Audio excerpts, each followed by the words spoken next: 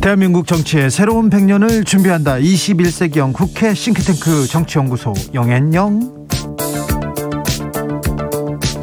정치권에 보내는 고급진 정치 컨설팅입니다. 오늘도 뜨겁게 분석해 보겠습니다. 정치는 데이터다, 정치는 과학이다. 박시영 TV 진행자 어서 오세요. 네, 반갑습니다. 박시영입니다. 정치는 촉이다, 감이다, 불을 만드는 경험의 힘 저자 최영일 평론가 어서 오세요.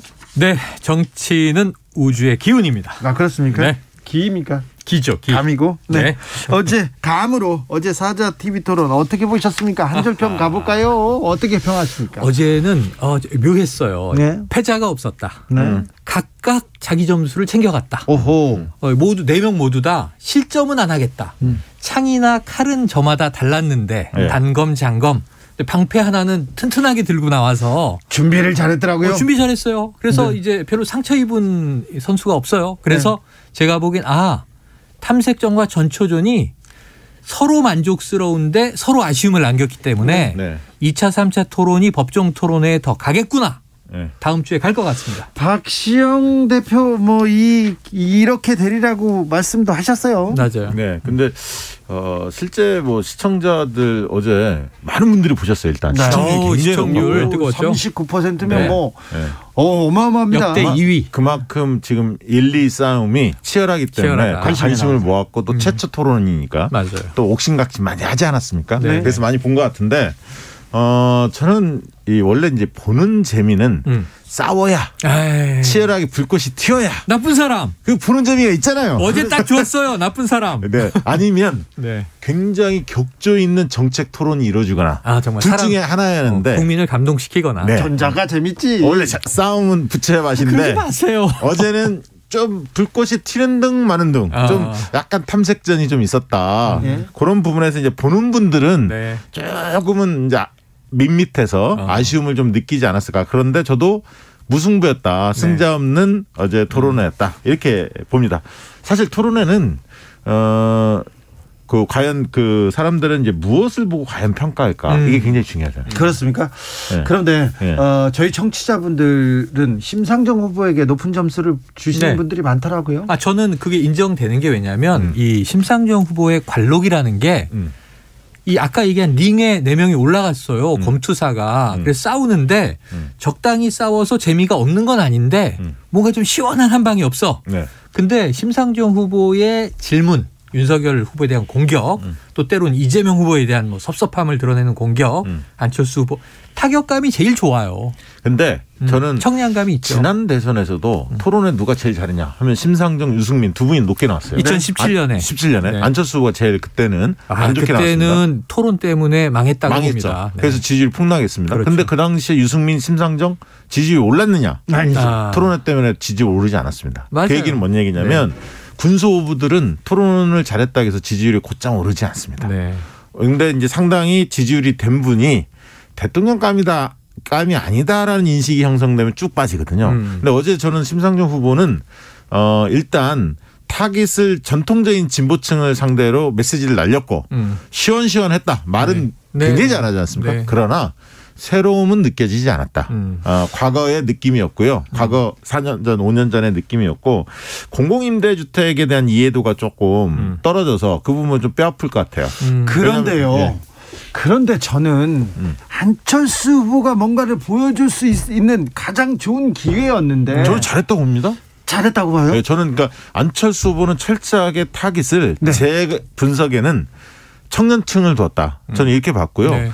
그러니까 이제 굉장히 긴장하시고 막 표정이 얼어 있고 말도 약간은 자연스럽지 않고 자연스럽지 않고 조금 이제 말이 헛나가는 경우도 있었지만 진정성이 돋보였다. 저는 말하고자 하는 그 어떻게 보면 그 속내 이 부분이 사람들한테 울림을 줬다. 특히 그 국민연금 관련해서 네네네. 이 개혁을 해야 한다라는 걸 강하게 이야기하셨고 그래서 저는 안철수 후보가 오히려 지지율 내 후보 거의 그 밋밋하겠지만 반등 요인은 안철수 후보가 오를 수 있는 여지는 좀 있다라고 저는 봤어요. 데이터박한테 아주 후한 점수를 받습니다. 그리고 모두 까기 전략을 했어요. 처음에 윤석열 후보를 견제하고 또 이재명 후보 비판도 하면서 나름대로의 이 얘기는 완주지를 상당 부분 드러낸 네네네. 것이다. 그래서 저는 추가 토론에도 안철수 후보가 굉장히 적극적으로 임할 가능성이 높아졌다. 이시영 대표의 분석을 귀담아드릴 필요가 있어요. 네네. 그래서 심상정 후보가 뭐 청량감이 있었지만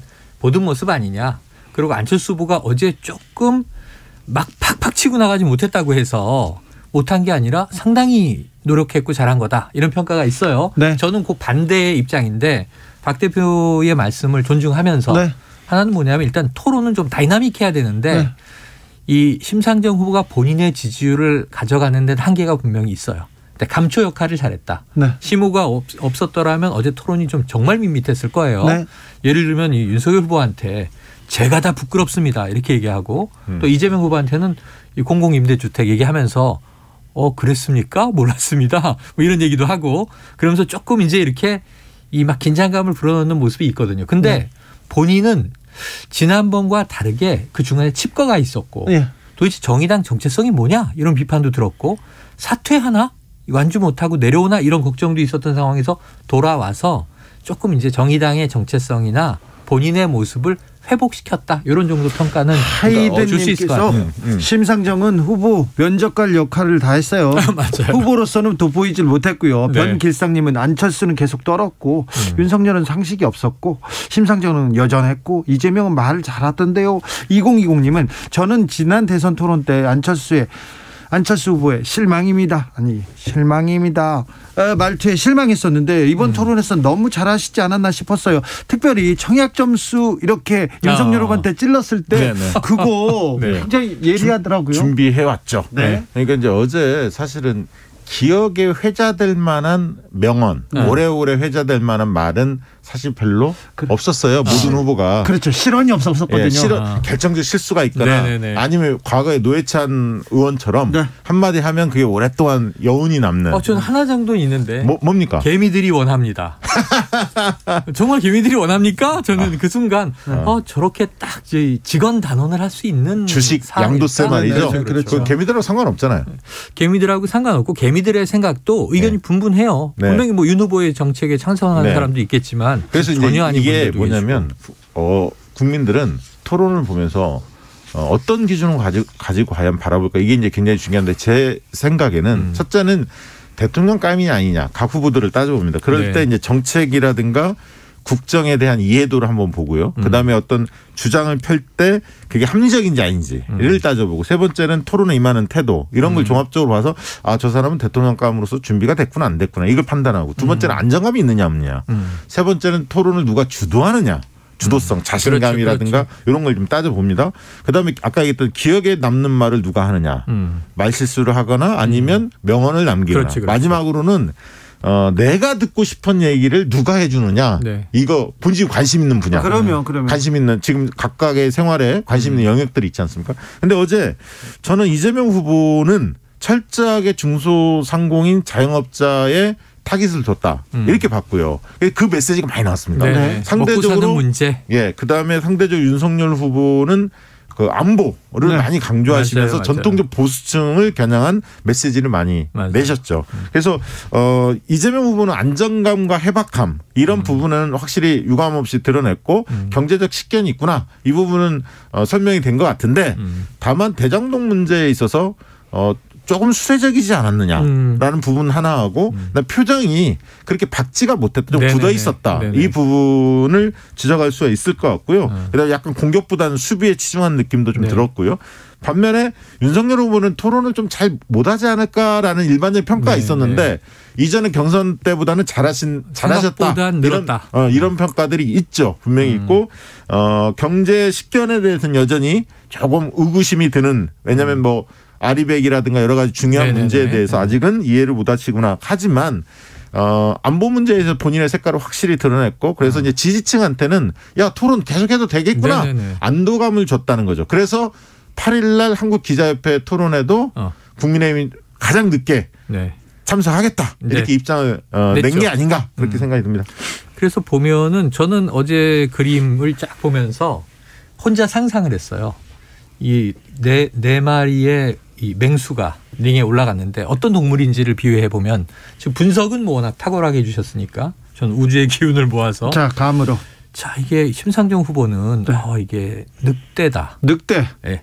심상정 근성이 늑대. 있습니다. 딱 물면은 안 놓쳐. 네. 그러면서 또 여우의 지혜를 갖추고 있어요. 네. 그 맹수야. 네. 그리고 딱 이제 공격력이 있고 관록이 있어. 그렇죠. 이재명 후보는 호랑인데 예. 딱 위압감이 있고 아까 말씀하신 회의를 주도했단 말이에요. 토론을. 그런데 이제 포효하진 않았어요. 어제. 발톱을 한 2번쯤 들었는데 네. 포효하지 않고 그걸 딱 자제하는 모습. 약간 주도한다는 느낌은 네. 안 들었죠. 네. 전체를 주도한다. 근데 그 긴장감이 저는 옳았다고 봐요. 뭐냐면 굉장히 여유를 부리고 내가 압도한다. 아, 여유. 그리고 웃으면서 이끌었으면 사실은 장외의 심리전도 벌어지고 있는데 하필 연휴 때 이게 김혜경 씨의 논란이 번져 있었기 때문에 사과를 했단 말이에요. 사과하고 토론회에 나왔는데 아마 굉장히 여유를 부리면서 윤 후보를 몰아세웠거나 하면 이게 여차하면 네거티브로 또 흐르는 거예요. 근데 어제 그 젠틀하게 중심을 지켜냈고 좀 긴장된 모습을 보였기 때문에 어제 뭐 많은 분들이 다 왜 배우자 문제 안 꺼내? 서로. 네. 근데 사실은 심상정 후보가 물어봤죠. 김건희 씨 녹취 이야기를 언급하면서 미투에 대해서는 사과까지 이끌어냈습니다. 그러니까 이제 어제는 두 후보는 무난하게 흘러갈 수 있었던 거예요. 그래서 저는 호랑이. 근데 이 윤석열 후보의 존재감도 컸어요. 왜냐하면 일단은 이게 뭐 몸의 덩치가 아니라 존재감의 덩치가 있어요. 또 그 네, 양반이. 네. 그래서 그리고 제스처를 잘해요. 손을 잘 쓰고. 그리고 그게 긍정적으로 미칩니까? 그러면 그리고 그게 이제 크다는 느낌이 들거든요. 정치 화법은 아닌데 요즘에 토론은 이제 많이 늘었지만 한계가 있는데 연설은 정말 많이 늘었어요. 이 대중 앞에서 연설하는 건. 그러면서 이 윤석열 후보의 상징 스타일은 곰이구나. 곰? 곰. 악어 아니고 곰이요. 악어 아니고. 약간 사자 뭐 이런 거 아니에요? 곰인데 곰. 왜 그러냐면 곰상이라고 한 사람이 이 있었어요. 리더십의 두 개가 순발력과 지구력이 같이 있어야 돼요.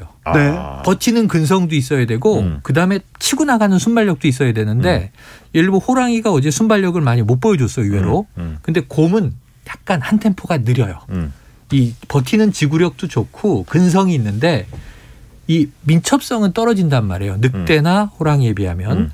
그래서 이게 존재감은 있는데 팍팍 치고 나가질 못하고 한 템포가 느리다 보니까 아마 이제 어떤 편견 없는 시청자분들이 보기에는 조금 답답한데 이런 느낌이 있고. 안철수는 뭡니까? 안철수 후보가 정말 전 안타까운 게 높이 평가한 거는 존중하지만 안철수 후보가 어제 더 득점할 수 있었다. 그렇죠. 가장 좋은 포지션이었다. 그렇죠. 윤 후보를 치든 이재명 후보를 치든 이 굉장히 따가지고 갈 점수 보따리가 많았는데 그리고 야권의 주요 주자가 나다.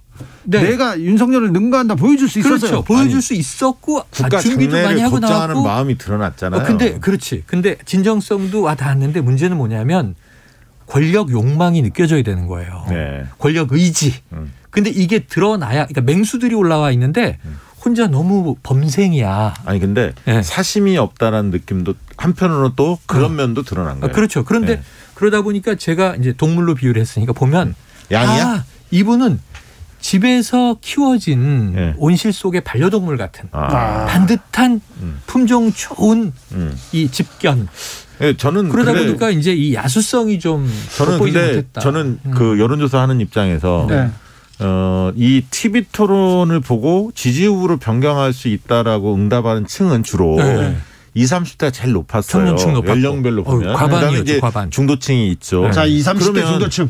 20, 30대를 과연 누가 가져가겠는가. 타깃을 가지고 정서를 자극했느냐. 논리도 있지만 정서를 자극했느냐 중요한데. 20, 30대한테 누가 점수를 땄습니까? 저는 안철수가 땄을 거라고 보는 거예요. 왜냐하면 아까 연금개혁 문제라든가 주택청약 관련해서 네네네. 점수를 땄어요 거기서. 청년 가점이나 이런 거에 대해서 윤석열 후보가 그 현실성이 없는 얘기를 했다라는 것을 안철수 후보가 폭로한 거잖아요. 네. 사실 네. 드러낸 거 아닙니까? 네. 그런 부분들 그다음에 연금 문제 이런 걸 거론하면서 청년들이 관심 있어하는 사안들을 어필을 했다. 저는 좀 그렇게 보는 편이에요. 저도 그거는 인정하는 게 저는 실용적인 측면에서 윤석열 후보가 청년에게 희망을 주기 위해서 특히 이대남 전략을 얼마나 공략했습니까?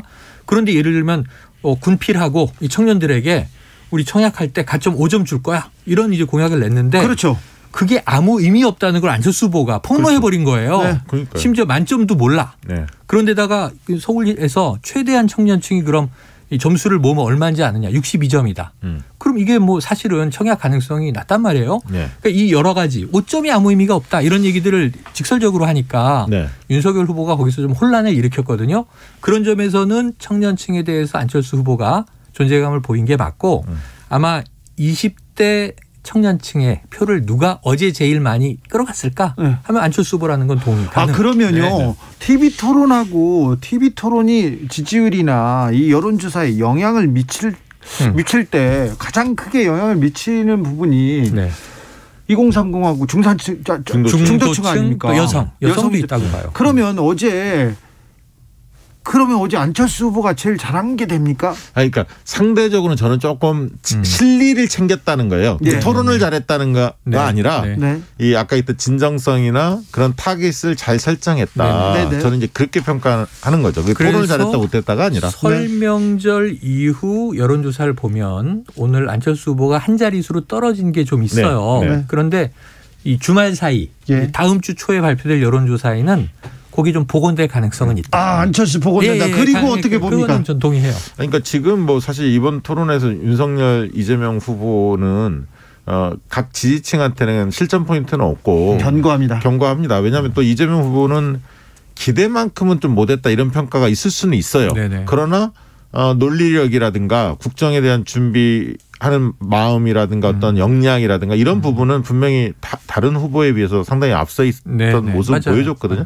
그러니까 지지자들도 보니까 견해가 약간 엇갈리는 것 같아요. 상대적으로는 제일 잘했다 이런 평가도 있지만 기대한 만큼은 좀 못한 거 아니냐. 또 약간 여론조사에서 지지율이 오차 범위 내에서 박빙 열세가 조금 있었는데 그런 조사가 그러면 추격자의 입장에서 좀 더 잘했어야 하는 거 아니냐.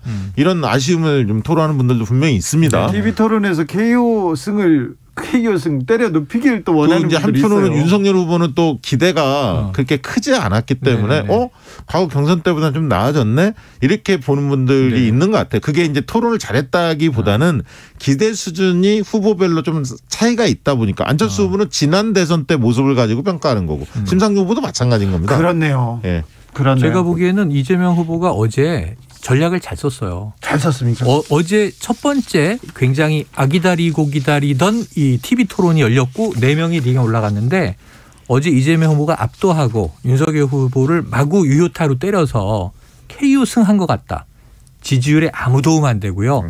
위험에 빠집니다. 위험에. 그러니까 안정감을 그다음에는 주려고 하는 의도였던 것 국민들이 같아요. 토론도 못 보고. 그런데 어제 아주 적당했기 때문에 4명 모두 만족하고 4명 모두 아쉬운 상태에서 돌아가서 다음 주에 우리가 또 2차 토론을 보게 된 거고. 그렇습니다. 아까 이제 뭐니 해도 토론은 싸워야지 뭐 이런 얘기 하신 그 충족감은 앞으로 나올 거예요. 그렇죠. 점점 강도는 세집니다. 네. 그런데 먼저 총을 뽑는 자가 불리해요, 사실은. 어제는 사실은 총을 먼저 사실 윤석열 후보가 뽑았죠. 대장동을 뽑았죠. 이제 앞으로는 어떻게 될지 모르겠고 저는 뭐 아무튼 그런 측면에서 이재명 후보는 자영업 소상공인 쪽에서는 분명히 어필한 부분이 있어요. 그러니까 그분들이 볼 때는 지금 이제 추경을 증액을 해야 하는데 이런 부분들이 빨리 됐으면 좋겠는데 시원하게 이 부분에 대한 의지가 확실히 있구나. 이재명 후보 쪽은 이제 그런 부분은 어필했다고 봅니다. 팩트 체크도 그렇고 앞으로 보면 2차 토론 때는 1차 토론 때 던진 말이 자기에게 덫이 될 수도 있고요.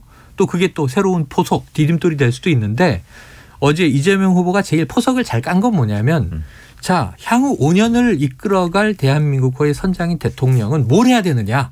그걸 그냥 표대를 잘 꽂았어요.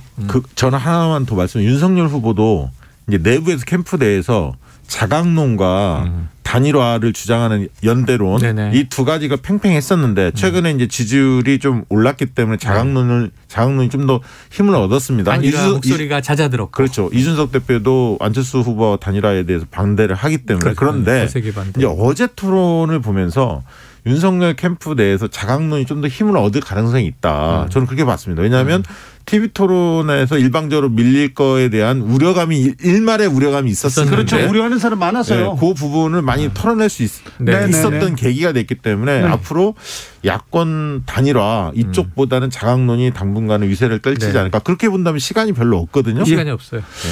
8624님 저는 X세대입니다. MZ세대 조카들에게 토론 소감 물어보니까 안철수 후보가 좀 더 공격적인 토론을 해줬으면 하는 아쉬움을 토로하더라고요. 그렇죠. 0798님 토론 주도는 어제 뭐니 해도 정관용 있지 않습니까? 아주 잘했습니다. 잘하셨어요. 정관용님이 대통령감이에요. 정관용 교수 잘하셨어요. 천성현님 무슨 토론 시험 치는 건가요? 정말 재미없는 토론이었습니다. 평소 후보 생각을 했던 걸 말해야지. 네. 공부해서 시험 치나요? 얘기하는 분도 있고요. 예리하십니다. 모범 답안만. 저는 안 후보가 이 후보에게 문재인 후계자입니까? 물어볼 때 옛날 아바타가 떠오르는군요. 네, 그렇게 생각하셨군요. 2919님, 대선 후보 다음 토론에는 부동산 안보 모두 중요한 과제지만 무엇보다도 국민의 삶과 질이 어떻게 하면 좋아질지 고민해 주세요 얘기합니다. 자, 2차 토론이 예고돼 있습니다. 후보들 좀 전략을 바꿔서 들고 오겠죠? 저는 여기서 이 외전이 하나 등장해요. 외전. 예, 그러니까 사자 토론 어제 처음 봤지. 그런데 문제는 처음엔 윤석열, 이재명 양자 토론이 무산됐고 이게 뭐야? 국민들이 실망했고. 근데 그 다음에 김동연 후보와 이재명 후보가 미리 이야기됐던 토론을 그것도 뭐 CBS 주간으로 방송으로 진행이 됐어요. 95분이었는데 굉장히 호평이 있었습니다. 이 토론이 지금 다시 보기가 유행하고 있어요. 네. 어제 사자 토론 보고 정책 공약 얘기 재밌게 하네. 다른 토론이 있었어. 보니까 이 토론이 훨씬 수준이 높아요. 그렇죠. 경제 문제만 놓고 그렇죠. 쭉 하는데 그러면서 이거는 이재명 후보는 원래 말 잘하고 뭐 여러 가지 이제 정책 분야에 대해서 행정가로 식견이 있는데 김동연 후보가 있었나 하는 국민들이 많은데 김동연은 경제 전문가입니까? 상당히 탄탄한 인물인 거예요. 그리고 그다음에 미디어 오늘에 실린 기사를 보면 감동의 스토리도 있는 거야. 이분은 왜 정치를 하려고 하는가. 가족사의 아픔도 있고. 그리고 이재명 소년공 못지않게 이분도 성남에 쪽방촌에 살다가 상고를 진학해서 자신이 야간대학을 나오고 두 분이 스토리가 비슷해요. 부총리까지 간 거예요. 근데 너무 번듯해. 자, 그래서 김동연의 재발견. 그래서 지지율이 사실은 뭐 한 자릿수가 아니라 매우 낮았는데 저는 이재명, 김동연 단일화 가능성을 봤다. 단일화하면 김동연의 플러스 본인이 가지고 있는 지지율의 문제가 아니라 재발견의 시너지 효과가 더해져서 파괴력 있다. 그건 민주당 희망사항 아닙니까? 근데 김동연 후보도 고민해야죠. 완주하는 데 대한 저는 비용과. 뭐 단일화 가능성을 반반으로 보는데 조금 더 높게 봅니다. 가능성을. 왜냐하면 될 가능성이 조금 높다. 만약에 이루어진다면 명실상부하게 경제 대통령을 이재명 후보가 내걸 수 있죠. 왜냐하면 김종인 후보까지 힘을 만약에 합친다면 저 천군만마가 되는 그리고 거예요. 이제 중도 확장력의 날개를 좀 달 수가 있습니다. 그래서 그런 부분에서 아무래도 이재명 후보 쪽은 공을 좀 드릴 것 같고 김동연 후보 측이 이제 여러 가지로 고민해서 판단하시겠죠. 그렇죠. 그 움직임이 다음 주 토론의 장외 외전으로 반영될지도 한번 주목해 보자. 만약에 이재명, 김동연 양자 토론이 다시 회자되고 있다면 다른 후보들 간의 양자 토론도 계속될 수도 있네요. 네, 그럴 수도 있죠. 저는 그것도 활발하게 이루어져야. 만약에 이재명, 안철수 이렇게 1대1 토론 가능할 수도 저는 있다고 봅니다. 맞습니다. 저는 안철수, 윤석열 두 후보의 토론 궁금합니다. 그게 진짜 또 볼만한 거리예요. 안철수 후보 단단합니다. 그래서 그런데요. 자, TV 토론은 지지율에 어떤 영향을 미칩니까? 다음 주는 어떻게 됩니까? 아까 이제 지지율은 오히려 저는 뭐 큰 영향 없는데 이제 이재명 후보 쪽에서는 김혜경 여사 악재가 있었기 때문에 그 부분들이 일부 좀 반영이 되는 것 같고요. 오늘 발표된 여론조사 결과들을 보면. 근데 여전히 저는 뭐 오차범위 내에 있는 그 결과들이 더 많을 거라고 봅니다. 그러나 이제 오차범위 내에서 윤석열 후보가 한 발 앞서 있는 그런 느낌을 좀 갖고 있고요. 이 정도 격차면 그거는 뭐 한두 개 이슈 한두 번 토론을 가지고 또 얼마든지 이게 바뀔 수가 있기 때문에 아직은 누가 위에 있다라고 볼 수 없는 초박빙 상황이 아닌가. 초박빙 상황은 이어갑니까? 최소 4번의 토론이 있는 거예요. 2월 15일 이후 21일, 25일, 3월 2일 이렇게 예정돼 있으니까 법정 토론이 있고 다음 주 8일 전후해서 토론이 있으면 어제 본 것까지 5번의 토론인데 토론에서 지금 기본은 다 갖췄어요. 약간 뭐 상대적인 기대감의 차이는 있지만 딱 하나. 자책골을 넣는 쪽이 진다. 자, 한마디 딱 자책골을 넣는 쪽이 지는 거예요. 그렇죠. 지금까지는 큰 실수가 없었는데 앞으로 어떤 분이 실수를 할지 자기의 속을 보여줄지 참옷 궁금합니다. 정치연구소 영앤영 여기서 인사드립니다. 최영일, 박시영, 최영일 두 분 감사합니다. 고맙습니다. 2부에서는 여야 대변인들의 토론평 들어보겠습니다. 김동연 후보의 토론도 보고 싶다는 분들 많다는 것도 여기서 같이 전해드립니다. 저는 잠시 쉬었다 6시에 2부에서 돌아오겠습니다.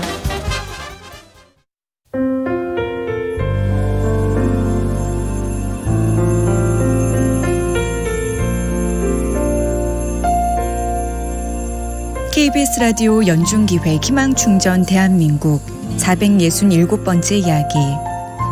안녕하세요. 아나운서 이현주입니다.